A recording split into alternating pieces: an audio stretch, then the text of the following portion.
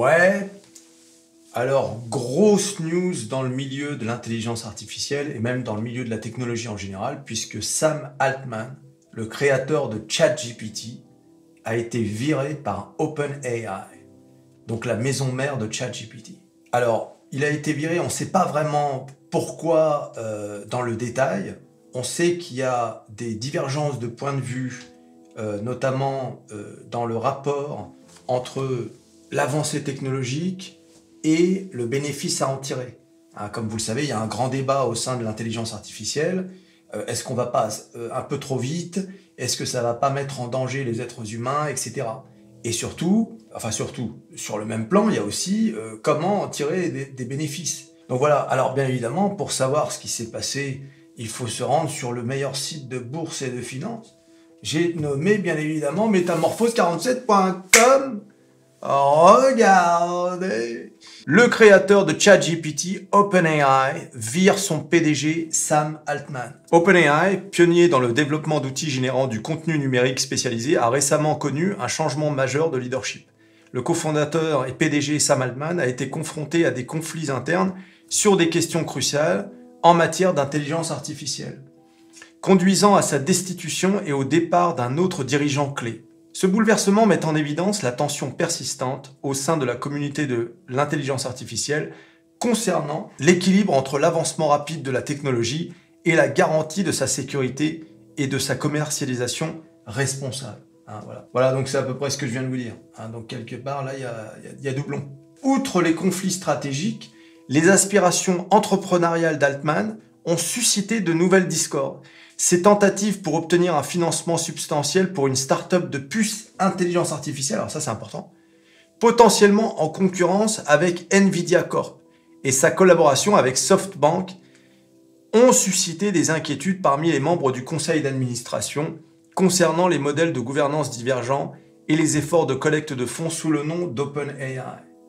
Donc en gros, Altman voulait vraiment, alors lui pour le coup, il voulait faire d'OpenAI une entreprise d'intelligence artificielle un peu à la Apple. C'est-à-dire que pour lui, il fallait construire ses propres puces et même construire des appareils qui sont liés à l'intelligence artificielle. Je pense que dans sa tête, il pensait à des choses comme des robots, etc. Et autres. Mais on imagine que dans sa vision, il a une vision à la Steve Jobs, quoi. Hein. D'ailleurs, beaucoup ont fait le parallèle entre lui et Steve Jobs, qui est lui-même, Steve Jobs a été viré d'Apple par le conseil d'administration avant d'être réintégré par la suite. Et on sait comment ça s'est passé. Hein. Ensuite, il y a eu la création de l'iPhone, etc. en 2007. Et donc Altman, lui, pareil, il subit un peu le même sort. Mais on voit les ambitions du type. C'est-à-dire, non seulement développer l'intelligence artificielle, donc l'aspect logiciel du programmatique du truc, mais également faire un modèle intégré avec sa propre puce, etc. Alors, au début, je me suis dit, tiens, ça se trouve, il a été viré par Microsoft. Puisque, comme vous le savez, Microsoft a des billes dans ChatGPT et OpenAI depuis 2019. Microsoft, en 2019, donc, a mis 1 milliard d'euros et depuis, ils ont investi tous les ans plusieurs milliards d'euros et ils sont à peu près à un investissement de 10 milliards de dollars, dans ChatGPT, dans OpenAI. Autant dire qu'ils contrôlent le truc, quoi. Et je me suis dit, comme Microsoft vient de dévoiler ses propres puces pour l'intelligence artificielle, ça se trouve, ils étaient en désaccord avec Sam Altman sur ce sujet. Mais il y a des rumeurs qui disent... Des rumeurs indiquent que le PDG de Microsoft, Satya Nadella, a été abasourdi par la nouvelle du départ d'Altman et aurait été furieux. Cela dit, attention, hein, parce que c'est peut-être une posture, mais en coulisses. De toute façon, dans ce genre de choses, vous savez, il y a tellement d'enjeux que tout est possible. D'accord ? Tout est possible dans cette histoire. Donc, allons-y mollo, dans les conclusions, en fait. Mais c'est un gros événement, ça. D'ailleurs, au passage, le fait que Microsoft décide de se mettre à créer ses propres processeurs continue une tendance qu'on a vue depuis que Apple a décidé de lancer sa série de M, les Microsoft M1, M2, M3, et se séparer totalement d'Intel. Chacun désormais a la possibilité de concevoir ses microprocesseurs. De toute façon, ils sont fabriqués par le même fabricant, TSMC, à Taïwan. Ah, c'est pour ça d'ailleurs que les Américains veulent protéger Taïwan à tout prix de la Chine, en attendant bien sûr de finir l'usine TSMC qui est construite actuellement aux États-Unis. D'accord ? Vous allez voir qu'une fois que les Américains auront sécurisé les usines de processeurs stratégiques pour les États-Unis, je pense que leur attachement à protéger Taïwan, comme par hasard, peut-être va diminuer. Hein, vous voyez, je vous ai déjà dit dans une vidéo comment l'Occident s'est tiré une balle dans le pied en laissant Taïwan être le seul endroit au monde capable de fabriquer des puces ultra minuscules. Bien évidemment, comme d'habitude, en Europe, on est totalement à la ramasse.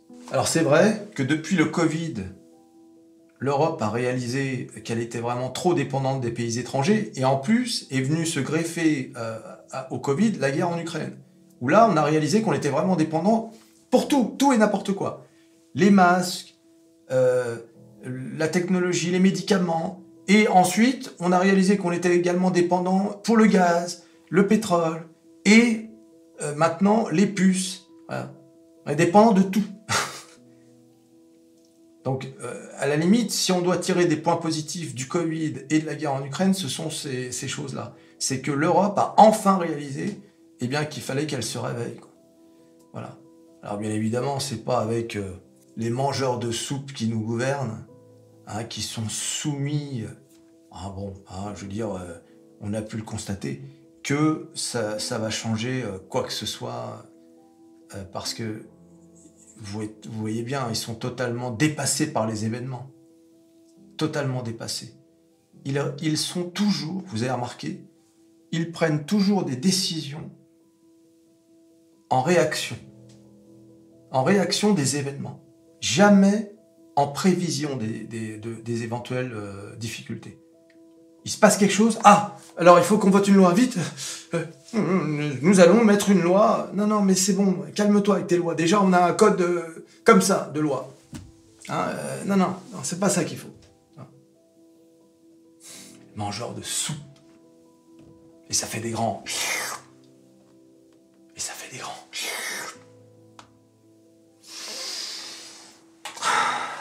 Bon voilà, on en reparlera de cette histoire de Sam Altman, etc. Je voulais juste mentionner le truc parce que c'est quand même une grosse news. Hein.